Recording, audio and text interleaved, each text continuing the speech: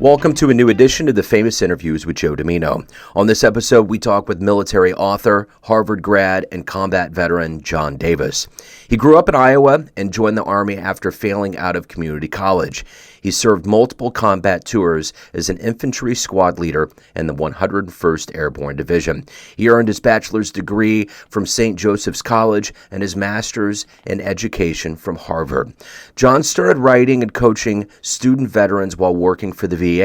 John has spoken to Congress as a legislative fellow for the Student Veterans of America and has earned numerous volunteer and advocacy awards. Today, he remains the most tattooed person with a Harvard degree. We cover his busy life, his first tattoo ever, the future, and so much more. Enjoy this interview. Hey, John Davis. Hey, how you doing? Joe Dimino, what's up, man? How you doing? I'm feeling fantastic today. Good. Hey, thanks for taking a minute out. I appreciate it. I'm excited to talk. Oh, yeah, me too, man. So before we get into your life and what you do, I want to know, kind of addressing the elephant in the room, how did you survive COVID, the 2-year lockdown, and how did that process change the way that not only you approach your job, but life? And I was in the Dominican Republic, and I spent a lot of time outside in the beach, and, you know, it was a little bit more relaxed society, a lot more outdoor living. So that helped me. And the isolation, I kind of dove into my writing, and that was what kind of kept me mentally healthy during it, was just the ability to do something, you know, that was an isolated thing, which, you know, writing you're doing by yourself, but be able to reach out to other veterans and talk about COVID and things like that. Let me take you right now and transport you to the front of a career day at an elementary school, let's say third graders, and one of the kids looks up at you and says, "What do you do for a living, and how are you qualified to do that?" How would you answer that child? I would say I help veterans through my writing, and the way I'm qualified to do that is I've served 2 combat tours in Afghanistan. I have a master's degree from Harvard, and I've really dove into exploring how to help veterans because I've been through a lot of those problems as a combat veteran myself that they face. So it's kind of like after going through something, you can turn around and help someone who's been through the same thing. Kind of like in your classroom, if you've, you know, been through an experience that maybe one of your classmates is facing, you can help them get through it as well because you've done it yourself. You know, you don't hear about a lot of people that go in the military that are also a Harvard graduate. How does that juxtaposition or that melding of desires and drive, how does that work for you? I fell in love with, I went to Harvard after I was in the military. I fell in love with education when I was in Afghanistan because I worked on a team trying to open up schools for girls. And in Afghanistan, obviously, there's significant gender discrimination in education. They don't want girls to learn how to read or anything like that. And I think that when you see something, I mean, you kind of, you know, growing up as an American, you kind of know that things like that exist. I mean, you know, those types of things are occurring in the world. But when I saw it firsthand, it really had a huge impact on me. And that's when I started pursuing international education to try and help people in that situation. And that's what kind of led me to go to Harvard and then, you know, try and use those connects and that education to help people. As somebody that, you know, at my age, you know, I've lived and I'm fully cognizant of 9/11. In fact, I was in the back of a water taxi in Venice when it happened. And you know, and we all have these ideas when veterans talk about tours of duty in the Middle East, Afghanistan, and all of that. And everybody has this idea, but it's somebody that was on the inside, that was on the ground, that lived that life that most of us will never live. What is an aspect of that life you live that a lot of civilians just don't understand? What would either be surprising or illuminating to the regular person about what you lived through and what you were really doing over there? I think the gratitude that I felt coming back, you know, not only to survive the experience when obviously quite a few people didn't, but the gratitude of, you know, I've never not had enough to eat. I've never not had, you know, heat in the winter or air conditioning in the summer, and seeing people that live their lives in that kind of poverty. I remember one day we were on a school mission and we were handing out coloring books to kids, and I was giving this Disney World coloring book to this little boy, And then I had the interpreter explain to him, oh, it's Disney World, with Mickey Mouse and blah, blah, blah. And the interpreter was like, there is no way I can explain what Disney World is to this kid. He would not, he has no conceptual understanding of what something like a roller coaster would be, or cotton candy, or any of that stuff. That's early on in Afghanistan. So seeing that really opened my eyes to, how lucky we are in America and in the Western world. And a lot of people think of it as kind of the guns and bombs, but I did things like escort dental teams around because they don't have, modern medicine over there. So taking, dentist teams into remote villages to help people and do things like that was really something that, I'm proud to have done today. So let's go back to your childhood. Talk to me a little bit about where you were born and raised, and you're obviously highly motivated between, being in the military, being Harvard educated, being a writer. You have something more magnanimous than you. How did all those seeds begin for you? I grew up in Iowa, kind of with cornfields in my backyard, and I grew up playing sports, and that kind of teamwork mentality stuck with me quite a bit. I loved the competitive aspect of sports, and I loved playing with my friends and things like that. And then I kind of found, adult life to be somewhat more isolating than childhood. So it kind of led me into the military because I always wanted to, keep working on a team and make a difference, because I always felt like you could do more together than you can apart. What was your dream when you were a child? What did you want to do with your life? I'm still figuring that out, so I'm not really sure. I consider myself, a military author and a veteran advocate today, but I still do a lot of other volunteer things and try and help people. So I'm working on trying to figure out what I'm do with my life still. But I think that, I wanted to be of service to the world and of service to the community and things like that. I think everyone does have some type of responsibility to make their world or the world or their community or their state or their country or anything just a better place to be. So I think I kind of took, I learned that from my grandmother. I grew up in a church where she was the minister, and it kind of took that mentality of service into my life. And I still try my best to live up to it. So, going to Harvard's a pretty lofty expectation, a pretty hardcore place. How did that dream come about? Did you always want to go there, or how did that dream hatch and become a reality for you? No, I never even knew anyone that went to Harvard or anything. And when I came out of the military, I wanted to be a teacher to impact education. And so I started going to school. And when I was going to school, I worked in a veteran program helping other student veterans. And that kind of opened my eyes to a lot of the issues that military veterans face in education.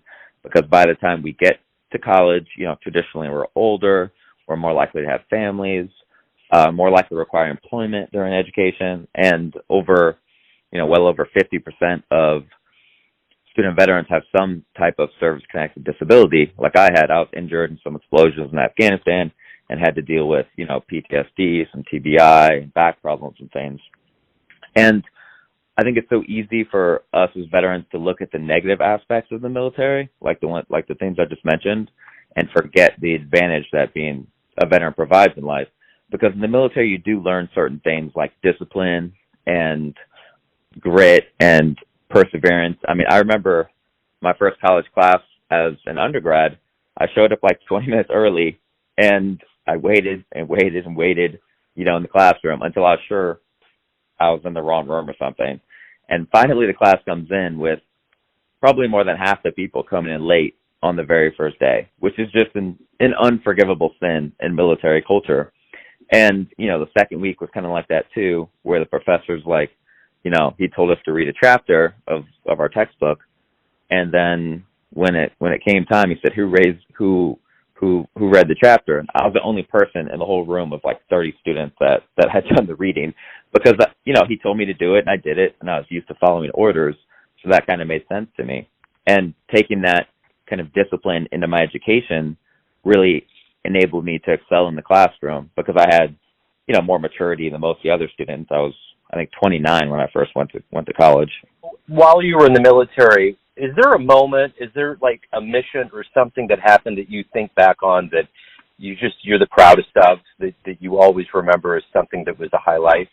I think the first day we opened up schools that in this remote village that girls were allowed to go to. The first co-ed day of education that we had engineers come in. It was kind of like a 3-month project of creating the school and then getting the village's support to get girls to go to school and all those things, and having the school open.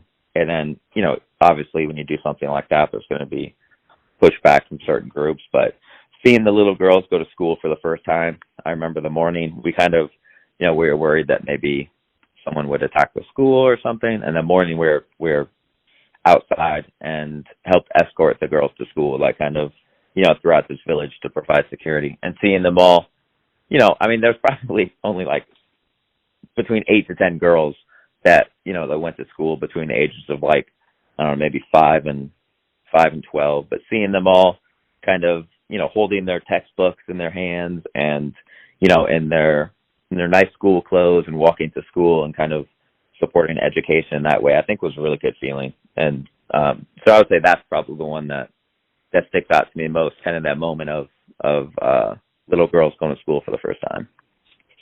Who's consistently been a role model or a hero for you in your life? I'd say, like I mentioned, my grandma before. She was a minister in the church that I grew up in, and she gave me the simplest advice when I was struggling with some of my combat experiences and some of the things that I'd seen and done. And she was just like, John, you don't always need to try and change the world. Just do 3 things every day. Do something nice for yourself, do something nice for someone you love, and do something nice for a stranger. And if you do those 3 things every day, then you'll live a good life. And she really was impactful in my life. I mean, she marched with Martin Luther King in Chicago and just, led this incredible life. So if you could meet anybody alive on the planet right now and spend a little time and talk to them, who would that be? Who would you like to meet? That's a good question. Alive or dead? Or just, did you say alive or dead? Well, let's open it up. Yeah, I don't want to shut anything down. I think I'd like to, meet with some of the great writers, and because I'm really trying to, like someone like Mark Twain or something like that, I think would be tremendous sit down and talk to. It's hard to narrow that down to one category for me, because I have, a lot of military heroes as well. And then maybe Ben Franklin. I'll say Ben Franklin. He's, I think, the smartest American ever lived, so maybe I'll say him. So what was the book for you growing up that really kind of parted the curtains, that either made you want to write or really made you love reading? I grew up like a Harry Potter nerd. So I grew up kind of when the, first Harry Potter book came out, when I was kind of in the age where that was cool. And then that made me fall in love with reading. And, my mother read to me a lot when I was a child. And then now that's something that, as an educator, I encourage parents to do, because kids, the best predictor for future success for children is the literacy rates. So if you take a class of second graders, the kids that read the best are going to do the best in life.